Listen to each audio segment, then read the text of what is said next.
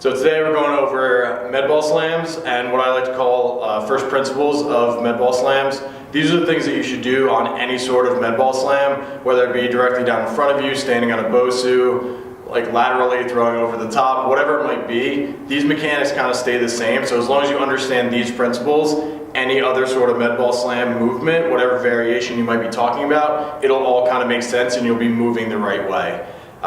The med ball slam is basically going to act as a vehicle to teach any sort of compound movement. So generally speaking, if you understand how to do this and understand the sequencing, any sort of compound movement will sort of make sense intuitively if you just apply the same principles. So before I demonstrate any sort of movement, it's important to understand what sequencing is.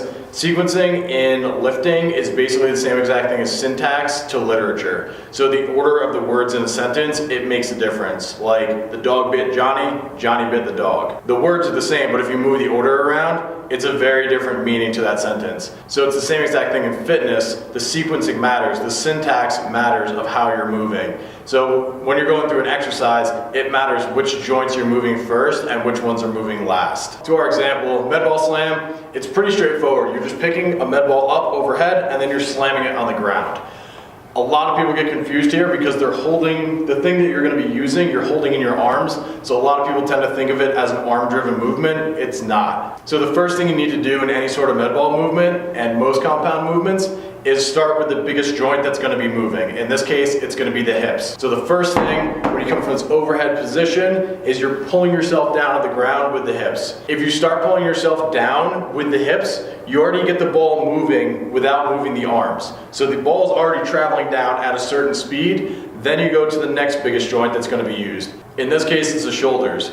Once you start moving yourself down in the hips, then it's going to be the elbows being pulled down to the ground. So you want to feel like you're pulling the elbows down to the ground, engaging the lats, using the same muscles you would be if you were doing a pull-up. So it's a pulling movement after you pull yourself down with your hips. So biggest joint hips, second biggest joint shoulders, third one you're going to the elbow, you're going to be extending the arm as you throw that ball down towards the ground. So you get speed from the hips going down, then you get speed from the ball with the elbows being pulled down to the ground, then you finish with the hands throwing down to the floor. You don't want to start the throwing movement with the hands until the elbow has cleared the shoulder on the way down. So you're generating a lot of speed just from these first two parts of the movement without even using your triceps or extending the arms. A lot of people try to start the movement because they think, oh, I'm throwing, I need to start the movement with my hands. That's actually the third thing to move. So just giving an example of that from the side, up overhead to full extension, first hips, then the elbows. Once the elbows come past the shoulders, then you throw the hands to the floor.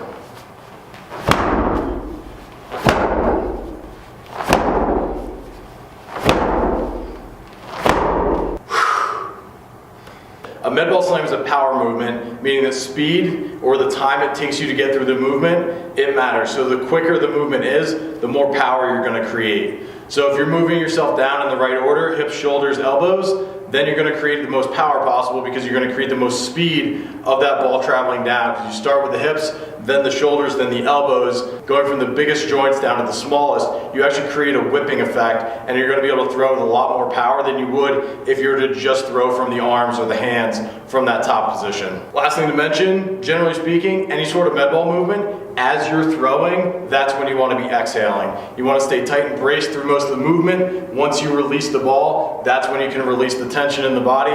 Holding the breath and staying braced, that'll keep you tight and compact through the entire movement. Once that ball is out of your hands, then you can actually release the tension and breathe, come back overhead, reset yourself all the way up to full extension each time. So next I'm just going to run through basically all my favorite variations of med ball slams. But if you don't understand the sequencing of just the traditional med ball slam, both feet on the ground, slamming down in front of you, then these other ones aren't going to make much sense. So make sure you learn the proper sequencing before you try to do something more advanced by adding instability, by adding a pivot with the feet, anything like that. Make sure you understand the most basic version of the movement first, and then you can go through these other iterations. So I'm not going to give a lot of explanation on the other ones just because generally speaking, the mechanics are exactly the same. Hips, shoulders, elbows, use that order, exhale as you throw, and it's really hard to mess these things up. As long as you understand the sequencing, we're just adding a slight twist on the movement. Single leg slam.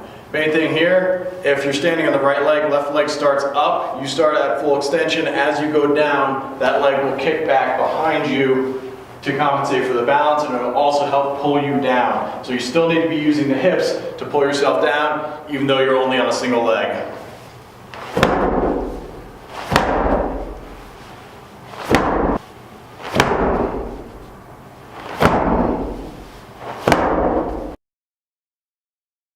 So, Bosu slam, both feet are on here. If you can't stand on the Bosu without the leg shaking, you're kind of doing like Elvis hips the whole time, just go back to the regular slam until you kind of work on your balance.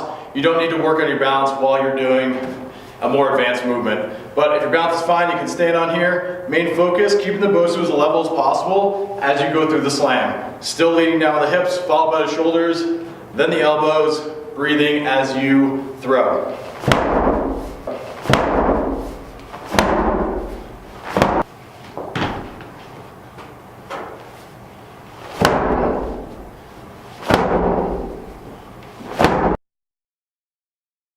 Next one, single leg slam on the Bosu. If you can do a single leg on the ground and you can do a regular med ball slam on the Bosu with both feet, the next version is standing on one leg.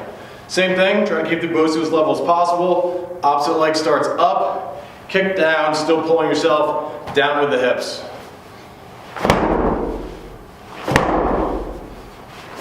Whoa, that happens sometimes.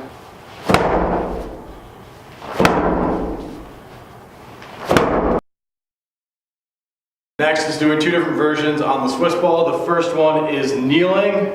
If you're pretty comfortable kneeling on a Swiss ball, give this one a try. So from here, my hips are still elevated. I'm not sitting myself back into the heels. So I keep myself up because I still have to initiate the movement with my hips. Everything follows the same sequence. Exhale as you throw, save it. So you still have to pull yourself down with the hips, shoulders follow, elbows are last as you throw down to the ground. So the last version is done standing on a Swiss ball. Obviously, if you can't stand on a Swiss ball just with nothing in your hands, doing it with a med ball is not advised. Go back to some of the earlier iterations, either on the ground or on the Bosu, or the kneeling version on the ball as well. Same thing, going to be pulling myself down with the hips first, then shoulders, then elbows, exhale as you throw.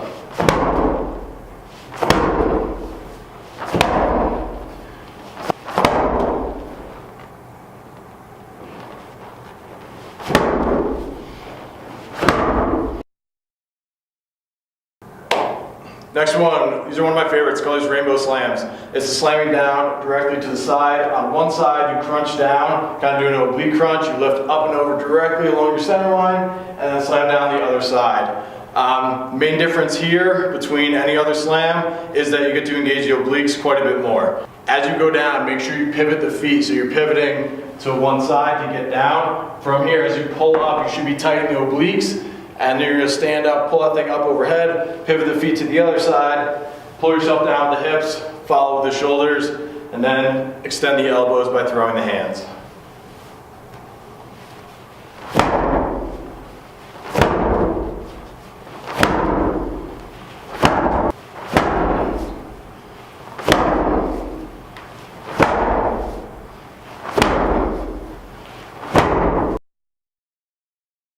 So the next two iterations of that rainbow slam, done on the Bosu, also done on the ball. Main thing here, because you're standing on an unstable surface, unstable, unstable, unstable, I think unstable. Because you're standing on an unstable surface, you kind of lose some of the ability to pivot the feet as much. So you can still pivot a little bit on the Bosu, but once you get on the Swiss ball, you really can't pivot the feet. So it's going to be more of a demand on the upper body to make that rotational movement up and over the body, back and forth. Again, this is a very oblique driven exercise.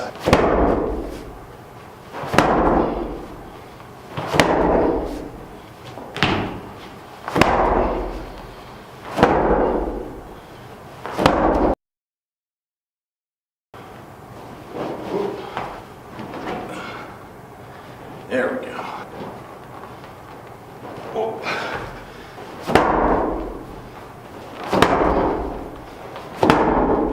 Ooh, I'm tired.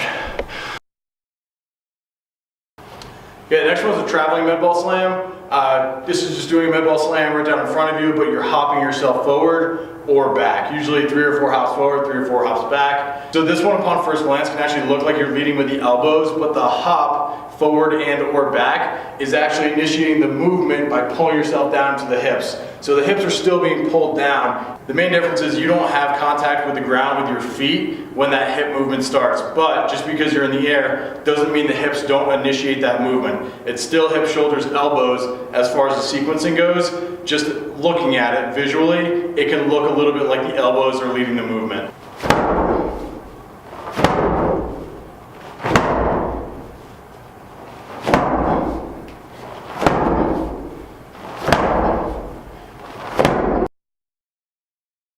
So these next two, they involve either a quarter turn or a full half turn, or 90 degrees and 180 degree turn, however you want to think of that. The first version I'm going to show is actually going to involve a pivot on one foot as you turn either 90 degrees or as you turn a full 180 degrees. The second version is going to show a 90 degree turn or a quarter turn with a hop or the full hop doing 180. So the quarter turn and the half turn with the hopping version, these are probably the only 2 instances where the movement is actually driven from the upper body. So you might ask, if you're trying to do a power movement, why are you taking the lower body out of the equation? Occasionally you need to create power and you don't have your legs at your disposal. So if you're a quarterback, if you are a shortstop, if you ever need to throw something and your feet aren't in contact with the ground, if you've ever seen Derek Jeter make those ridiculous throws when he starts facing away from first base, gets the ball, turns 180 degrees in the air, and then he still has enough power to get it there. This is about strength here. Now watch how far he goes in the hole to make this play, and then to be strong enough to leap in the air and make a strong, accurate throw. Look how strong that throw is and how accurate it is. And that is about strength right there. So that's a tremendous amount of power and strength coming from the upper body when your legs are not at your disposal. So those 2 movements where you're actually driven from the upper body and not the lower body, this is a good example of how you train something like that. So quarter turn slam, this is with a pivot on one leg. If you're turning to the left, you'll pivot on the left leg and you'll drive out of the right leg to step yourself a quarter turn or 90 degrees to one side. Everything starts up in the same, up at extension. From here, drive out of the right leg. Still initiate the movement by pulling the hips down, elbows and hands follow. It's the same thing going back to get to your starting position. You're still going to pivot on the left leg. You're still driving out of the right leg, up an extension. Once you step yourself back, you're pulling the hips down, and it's just like a regular slam, just adding a quarter turn as we go.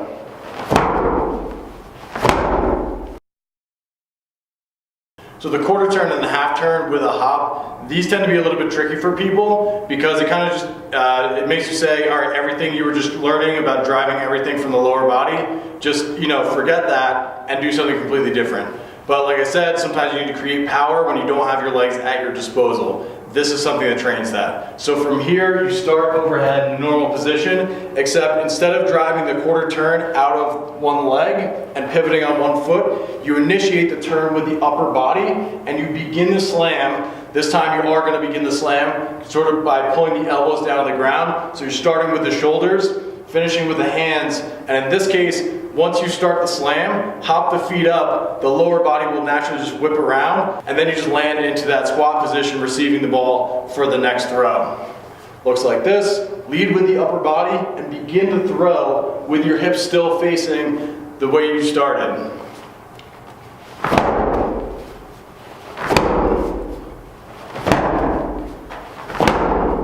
So if you do those correctly, it should feel much more demanding on the shoulders, because normally anytime you're initiating this movement, the entire system's already moving because the hips are going down. This time you're starting from basically a static position and you're asking your body to create as much power as you were before, just coming from the shoulders. So if you're doing this right, it'll feel much harder on the shoulders and the triceps as you go into that throw, because you don't have the legs to help you because they're still facing the same way.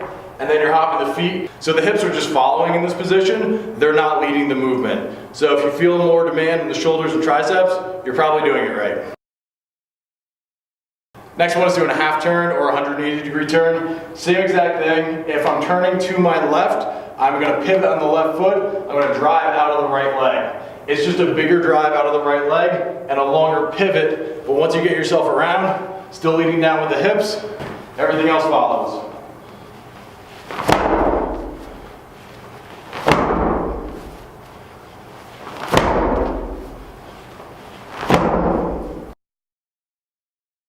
So for the half turn or the 180-degree turn, same basic principles as what you were doing for that quarter turn with the hop of the feet. The main difference is it's just extra rotation. So you just need to rotate even more through the torso, and then as you throw, the legs are going to whip around even quicker just because you're so wound up and tight through that system. Once the feet come up off the ground, they're going to whip all the way around. But same thing here, this one actually is driven just from the upper body. You don't get any help out of the legs on this one.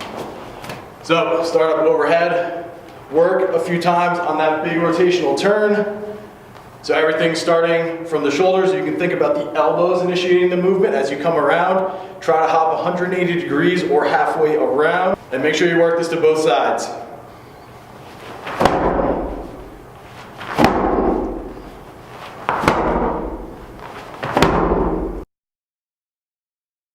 Okay, finally, axe chop slam, wood chop slam. I'm not sure where I want to land on that name yet, so I'm just going to go with both wood chop and or axe chop. Just going to use them interchangeably for now.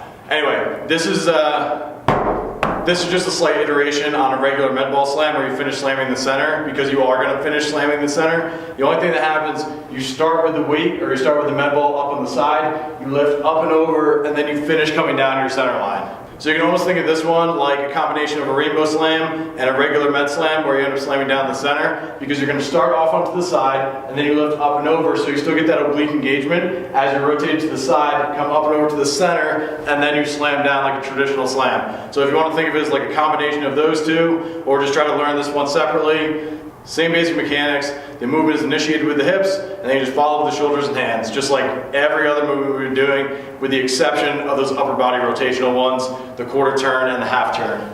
So from here, start on the side, lift up and over, finish in the center. Go to the other side, up and over, finish in the center.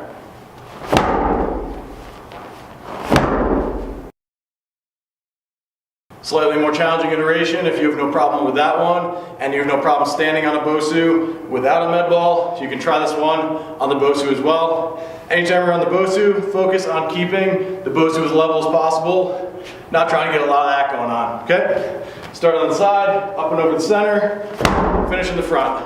To the other side.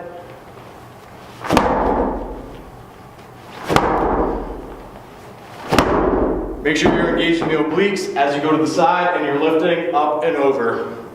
So if you guys actually went through that entire thing and watched the entire video, you can probably see why I started with the first principles. Like, everything's the same. You start with the hips, then the shoulders, then the elbows. It's like that's the sequence of movements you need to be going through to do an effective slam. And that applies to almost any compound movement. Start with the biggest joint, and then you move kind of down the chain to smaller joints. So as long as you understand that first principle sequencing of how to move yourself through these exercises, you know, any sort of med ball slam is going to make sense. It's just a slight variation on what you're doing with your body. Mechanically, it's exactly the same.